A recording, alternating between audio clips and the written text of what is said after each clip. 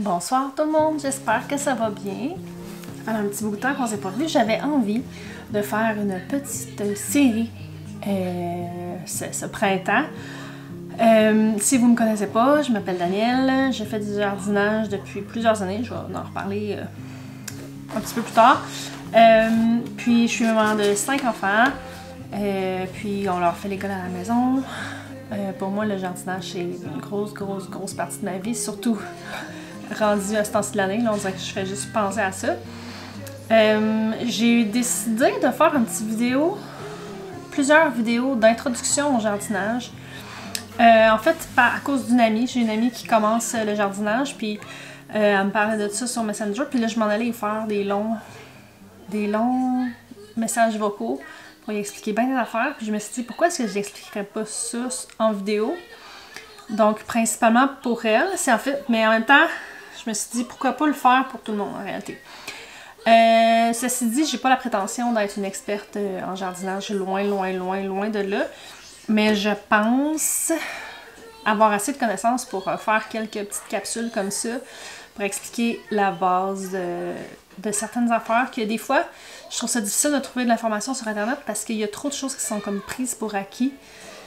Fait que je me suis dit, je vais y aller, je vais essayer d'y aller vraiment dès le départ, là, de ce que j'avais de la misère à comprendre au départ. Essayer de simplifier tout ça. Puis si jamais vous ne me connaissez pas, je suis quelqu'un qui parle beaucoup. Puis ça peut aller du coq à l'âne un petit peu, mais c'est comme ça que j'aime faire ça. Donc, mon expertise en jardinage. J'ai pas d'expertise particulière en jardinage, à part le fait que, là, je sais plus, là, le temps passe tellement vite, là. Ça doit faire à peu près 15 ans que j'ai fait mon premier jardin dans un bac Rubbermaid bleu sur ma galerie dans Rosemont à Montréal. J'ai tout fait pour que ça marche pas parce que je connaissais rien. Aujourd'hui, je regarde ça avec le recul, puis j'ai quand même eu des petites récoltes. C'était bien le fun. Depuis ce temps-là, je fais du jardinage à tous les ans. J'ai peut-être 1 ou 2 années que j'en ai pas fait, mais j'en ai fait dans des jardins communautaires. J'en ai fait dans ma cour. Puis là, je suis rendue avec un terrain de quelques acres. Puis mon jardin fait pas quelques acres, mais ça va faire le deuxième été complet, le 3e été qu'on est ici.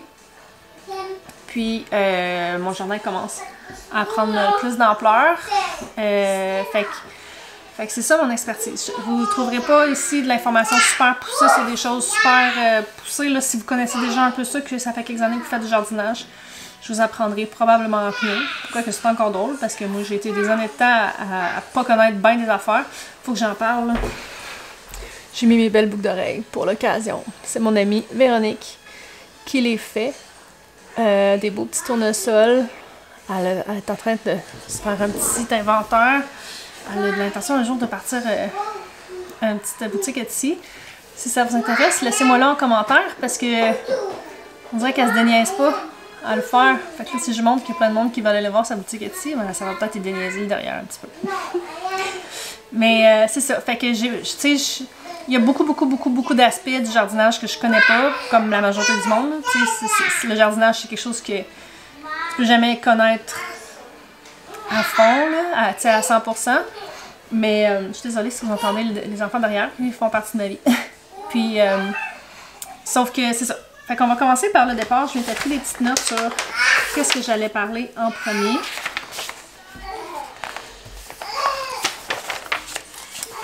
Bon, fait que pour ce premier vidéo-là, je me suis dit on va commencer par parler des zones, des semis, peut-être moins en détail les semis, mais on va parler du zonage pour... parce qu'il n'est pas trop tard pour commencer, mais je me suis dit il faut que je me déniaise à les mettre ces vidéos-là parce que bientôt, il sera pas trop tard, c'est juste qu'il y a un temps idéal pour faire chaque chose. Je vous parlerai pas des semis tout de suite parce que pour être bien honnête, je vais être dans une autre vidéo. Je cherche aussi que j'ai mis ça, j'ai complètement perdu ça.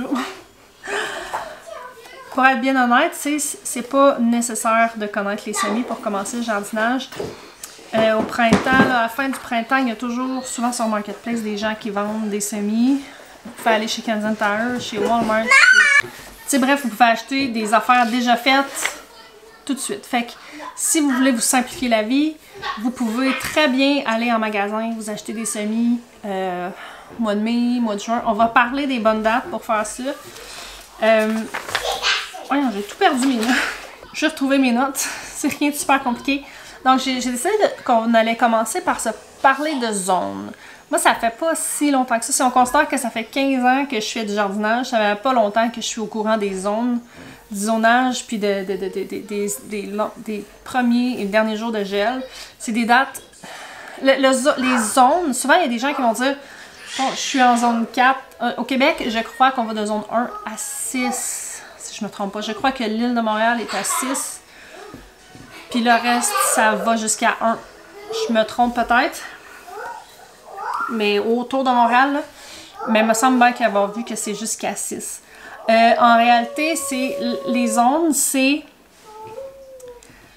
du... Plus que ton chiffre est petit, plus qu'il fait froid en hiver. Plus que la température en hiver devient froide. Comme moi, je suis en zone 2. Il y a 2A, il y a 2B. 2A serait un peu plus froid que 2B. 3A plus froid que 3B, etc. Donc, c'est quand même important de savoir votre zone parce que ça n'a pas tout à fait une corrélation avec la longueur de votre saison, mais parfois, c'est bon de savoir si vous voulez des vivaces. Si vous êtes intéressé à avoir des vivaces, c'est important de savoir votre zone parce que c'est ça qui va déterminer si votre... Mettons qu'on parle d'un arbre fruitier. C'est ça qui va déterminer si votre arbre ou si votre plant va survivre à l'hiver ou pas. Comme nous, 2B, je n'irai pas acheter quelque chose qui est en zone 5 parce que nos hivers sont trop froids, ça va les tuer. Par contre, il faut toujours garder en tête, surtout pour des zones comme la mienne, tu sais, 2 et 1, tu sais, je sais qu'il y en a en zone 1, il n'y a vraiment pas grand chose qui pousse en zone 1, mais il y en a pareil. Il faut penser que des fois ça vaut, tu sais, des fois ça vaut la peine d'essayer. Des fois ça peut valoir la peine d'essayer des choses. Par exemple, moi j'ai appris là, ça fait à peine un mois, que c'est pas tout qui est testé en zone 2. Fait que par exemple, si je voulais m'acheter des plants de framboises, de fraises, etc. Puis tout ce que je trouvais était zoné 3 ou 4 et plus. Puis pourtant, je sais que ça pousse ici. Je sais qu'il y a plein de gens que je connais qui en ont. J'en ai un petit peu moi aussi, j'en voulais juste plus. Je me disais, quelle variété qu'il y a qui pousse ici que je trouve pas nulle part. Puis en réalité, ce que j'ai constaté, c'est que c'est pas toujours testé en haut, par exemple, de zone 3. Fait qu'il y a des affaires que ça peut valoir la peine. Sauf que, tu sais, si vous avez un budget limité, puis que vous voulez vous acheter 1 ou 2 arbres fruitiers, tu sais, c'est important de savoir ça. Là où ce que la zone a moins d'importance, c'est pour ce qui est annuel, les plantes annuelles. Puis ça, c'est ce qu'on va retrouver dans le jardin la plupart du temps.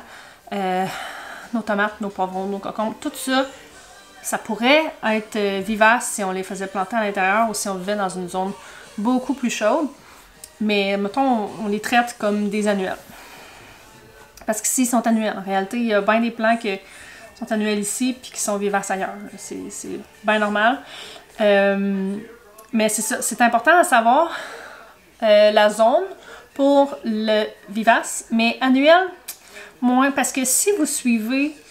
mettons que vous suivez des gens sur YouTube, des Américains surtout, parce que les autres, ils ont vraiment une grosse variété de monde, mais aussi de climats différents. Puis au Canada aussi, c'est bien vrai, là, mais...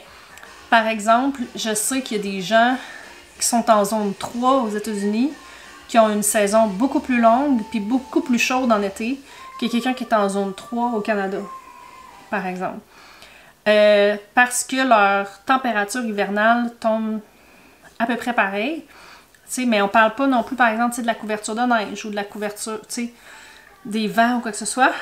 Par exemple, ici, on est en 2, mais on a tellement de neige que des fois, il y a des gens qui réussissent à... J'en ai vu qui poussaient jusqu'au 4 pour les vivaces. Mais, où c'est que je veux en venir, c'est aussi la longueur de la saison. Parce que vous pourriez être en zone 3 aux États-Unis parce que vous êtes élevé ou quoi que ce soit, mais que vous êtes quand même un petit peu plus proche de l'hémisphère qu'ici, puis avoir une saison beaucoup plus longue. Comme nous, notre saison, elle est très courte. Elle en a une moyenne, je dirais, entre le 15 juin puis le 15 septembre. Fait qu'on a à peu près 90 jours. C'est vraiment pas beaucoup. Il y en a aux États-Unis que c'est des saisons de 200 jours, puis tu sais, leurs 165 jours supplémentaires, s'ils ont une petite 1 millimètre, 1 centimètre de neige, c'est beau, fait que ils peuvent faire pousser d'autres choses. On va en parler. Des types de plants différents aussi de ça. Fait que, longue histoire courte, pour dire c'est bien de savoir votre zone, mais ce qui est encore plus important, c'est de connaître votre premier puis votre dernier jour de gel. Puis ça reste des estimations. C'est une moyenne des, je pense, 10 ou 15 dernières années, peut-être 100 même, je ne sais pas. Mais c'est une moyenne du premier et du dernier jour de gel. Puis c'est pour nous donner une idée. Parce que comme toute moyenne, notre dernier jour de gel ici est autour du 10 juin. L'année passée était le 17, c'est pour ça que j'ai dit le 15. Mais tu sais, l'année passée était le 17, mais peut-être que cette année, ça va être le 15 mai, là. On sait pas, mais c'est pour nous donner une moyenne. Et le dernier est important aussi pour savoir combien de temps qu'on a pour faire pousser des choses. Parce que ça va nous influencer dans le choix des graines qu'on achète. Quand on achète des graines, souvent, il va être écrit dessus comme de fait, là je l'ai pas, maintenant j'ai pogné un. C'est de la rhubarbe, c'est vivace d'ailleurs. Si je regarde par exemple, c'est pas tous les sachets que ça va être écrit. Mais je vais-tu en pogner un comme de fait? Il y en a beaucoup qui écrivent en combien de jours est-ce que la graine elle germe. Moi, c'est pas ça que je veux, là. Je vais sortir mes affaires avant. Bon, par exemple, j'ai pas besoin de vous le montrer. Là, par exemple, moi, j'ai acheté des blés d'Inde cette année, que c'était des blés d'Inde, que c'était écrit qu'ils tombaient à maturité après 80 jours. Fait que pour moi, c'est super important parce que il y a des années que j'ai pas regardé ça et que j'en ai pris, mettons, de 120 jours. Sauf que 120 jours, c'est pas assez, à moins d'être super chanceuse que mon dernier jour de gel il soit un mois d'avance, puis que mon premier jour de gel il soit un mois plus tard. Mais c'est ça. Fait que ça fait que si je plante un plant ça prend, mettons, 100 jours autour de ma date de dernier gel, que ma saison est de 90 jours, mon été, avant d'avoir un prochain gel, le premier gel d'automne, est de 90 jours, ben, je veux dire, il va être presque rendu à maturité, puis il va geler, il va mourir, puis genre, tout fait ça pour rien. Je parle en connaissance de cause. Donc, maintenant, comment est-ce qu'on fait pour savoir ça, le dernier jour de gel, puis notre zone? C'est super simple. Vous allez sur Google, puis vous le googlez. Vous pouvez googler votre code postal, vous pouvez googler le nom de votre ville, le nom de la plus grosse ville la plus proche. Il y a l'almanach, le Farmer's Almanac, que ça s'appelle en français, qui est très très réputé, mais c'est quelque chose qui est une information super, super pratique à savoir. Pourquoi? Bien, premièrement, il y a des plants qu'on ne voudra pas planter avant dans le sol, avant notre dernier jour de gel. Puis quand on parle de dernier jour de gel, c'est pas non plus, je regarde, c'est le 10 juin, fait qu'on est le 10 juin, voilà, je mets mes tomates dehors. Mais bien, mettons, on est le 5 juin, je vais regarder la météo des prochains jours. Est-ce qu'il annonce 15 et plus pour les 2 prochaines semaines? S'il annonce proche de 0, quelques fois là-dedans, ça va influencer. Parce qu'il y a des plants qui sont sensibles au gel, puis il y en a qui ne sont pas du tout. Par exemple, melon, concombre, poivron, piment, tomate, super, super sensibles au gel. On pourrait être tenté de vouloir les mettre dans la terre tôt pour les recouvrir et tout ça. Ça peut fonctionner, mais ça ne sert pas à grand-chose parce que souvent, ça va juste stunter. Ça va juste arrêter la croissance pendant un bout de temps, puis des fois, ça peut prendre vraiment beaucoup de temps avant que ça reparte. Par exemple, moi, l'année passée, j'ai essayé. J'ai planté des plants de tomates, je dirais vers la mi-mai, parce qu'il n'annonçait pas très chaud, très froid. Je les ai recouverts à toutes les nuits. Je m'en suis vraiment occupée, là, vraiment beaucoup. Juste une place, là, pour faire le test. Puis les autres, je les ai plantés autour de la mi-juin. Puis pour vrai, il n'y avait aucune différence. C'est pas vrai. Il y avait une très grosse différence. Ceux que j'ai plantés d'avance, ils sont restés tout petits puis chétifs. Puis ceux que j'ai plantés dans un sol chaud, quand ils étaient prêts, ils ont poussé, leur croissance n'a pas du tout arrêté. Fait que, tu sais, c'est des choses qui sont quand même importantes à savoir. On va y aller vers les plants pour parler justement, les 4 que je viens de vous nommer là sont sensibles au froid. Donc, ça va être des choses que, par exemple, moi, c'est très difficile à faire pousser ici. Tantôt, je disais que les zones avaient peu d'impact, mais ça peut avoir un impact, tu sais, dans le sens où c'est tout est quand même connecté. Tu sais, c'est bien rare que tu vas avoir une zone super froide, comme la mienne, ou est-ce que tes étés vont être super chauds. Il y en a aux États-Unis. Il y en a quelques-unes des places comme ça, mais tu sais, par exemple, nous, nos hivers sont super froids, mais nos étés sont pas super chauds, là. Tu sais, on n'a pas tant des 40 degrés Celsius, tu sais. Puis, on est aussi froid comme ça parce qu'on est plus au nord, donc on a moins de luminosité. On a plus de luminosité, mais on a une saison plus courte aussi. Donc, ça a quand même un lien, c'est juste qu'il faut voir tous ces facteurs-là ensemble parce que, par exemple, nous, l'été serait assez long pour faire pousser des poivrons, mais les nuits sont assez fraîches que ça fait en sorte que les poivrons se développent presque pas à l'extérieur. C'est là qu'on peut utiliser une serre ou quelque chose comme ça. Je veux savoir ce que mon chien fait. Là, ça, je viens de vous nommer les 4 qui sont vraiment très sensibles au froid. Mais il y en a qui sont entre les deux, entre le très résistant au froid puis le pas du tout résistant au froid. Puis il y en a qui sont très résistants au froid, puis c'est très le fun de les savoir. Tu sais, je les connais pas toutes par cœur. Ben, je les connais pas mal. En réalité, c'est assez simple, là, ce qu'on met, quand on dit acheter de saison, c'est là qu'on voit qu'est-ce qui vit bien au froid. On a, tu sais, les choux, les brassicacées, tu sais, les brocolis, chou-fleur, le kale, les épinards. Tous ces plants-là peuvent être plantés plus tôt. C'est sûr que j'ai lu à quelque part que le chou-fleur pouvait survivre jusqu'à moins 10 degrés Celsius. Je l'ai jamais essayé, mais ça, ce que ça veut dire, c'est que si vous êtes dans une zone où c'est, je sais pas moi, le dernier jour de gel est, mettons, le 17 mai, ben, vous pouvez probablement vous permettre, si la terre est meuble, de planter des choux, puis des carottes, puis, tu sais, plein de choses. Peut-être moins des carottes, parce que je pense que ça prend de la chaleur pour qu'ils germent, mais, tu sais, vos semis de choses plus fraîches, qui ont besoin de plus de fraîcheur, comme ça, ça peut être, tu sais, vous n'êtes pas obligé de tout. Il n'y a pas une journée de plantation pour tous les légumes, là.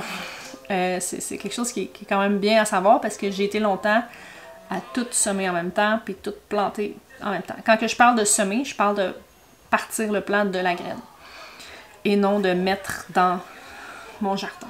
C'est deux choses distinctes. C'est deux habiletés distinctes, être capable de bien partir et entretenir des semis, et être capable d'entretenir un jardin. Pour y avoir le plus beau jardin du monde en achetant des plantes au magasin, c'est tout à fait légitime. Je vais expliquer les avantages d'un et de l'autre tantôt. Mais vous feriez acheter des plantes au magasin, avoir un super de beau jardin qui est écœurant, mais être absolument incapable de partir des semis. Puis c'est ça. Il y en a. Les deux se valent. Je fais les deux en réalité. Parce que on dira ce qu'on voudra. Je suis pas équipée comme. Puis ni en termes d'équipement, ni en termes de connaissances, ni en termes de temps puis de désir non plus, pour faire pousser des semis aussi beaux que ceux que je vais trouver dans une serre, mettons dans mes magasins locaux, là, où c'est qu'eux, ils font ça de leur vie, t'sais. Le désavantage, c'est qu'à ce moment-là, c'est qu'on aura, probablement, on ne sait pas comment ils ont été traités, on ne sait pas dans quoi ils ont poussé, mais on sait pas, on est aussi limité dans la quantité de variétés qu'on peut avoir. Et c'est aussi plus cher. Mais ça reste à discuter. Par exemple, le plant de tomate que je vais payer, je ne sais plus pas en tout combien ça coûte un plant de tomate. Mettons les brocolis. L'année passée, je crois que j'ai acheté un petit paquet de casseaux de 6 brocolis. Puis il y en avait 7. Non, il y en avait 6, puis je l'ai payé 7$, je crois. Ça fait que ça revient à peine plus cher qu'une pièce par brocoli. Fait que c'est vraiment moins cher que l'épicerie. Mais, mon sachet de brocoli, il m'a coûté 3,79$, puis j'ai, tu sais, 50 semences dedans. J'ai un chien qui est vraiment talent. Tout dépend c'est quoi l'objectif. Si l'objectif c'est d'économiser au maximum, ben acheter tes graines, ça va être vraiment le plus économique. Si c'est d'économiser un peu puis d'avoir du plaisir, acheter en magasin, c'est bien correct aussi, là. Moi, j'aime bien ça, là, aller faire un petit tour puis voir qu'est-ce qu'il y a. Implicitement, je ne l'ai pas dit littéralement.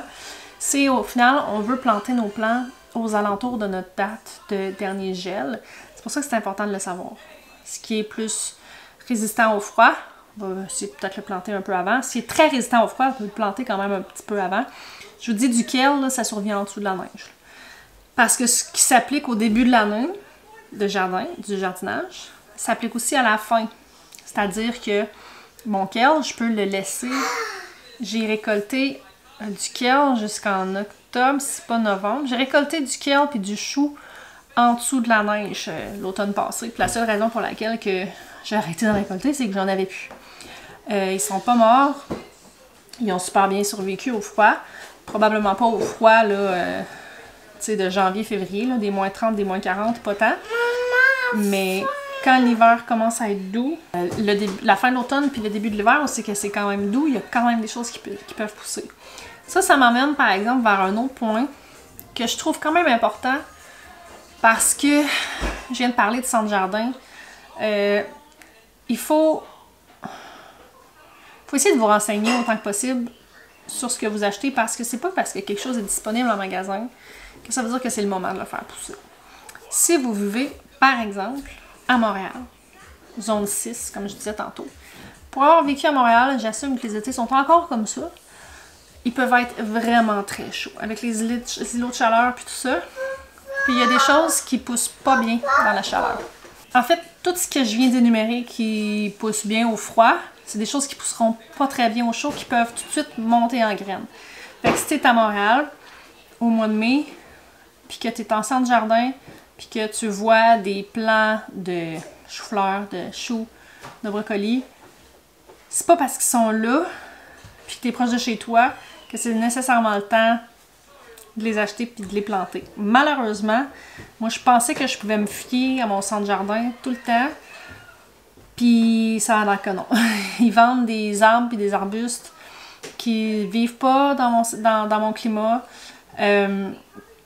Fait que des fois, ça vaut la peine, s'il y a quelque chose qui n'a pas fonctionné, d'aller se renseigner. Parce qu'il y a beaucoup de monde qui disent qu'ils tuent tout ou qui n'ont pas le pouce vert ou quoi que ce soit.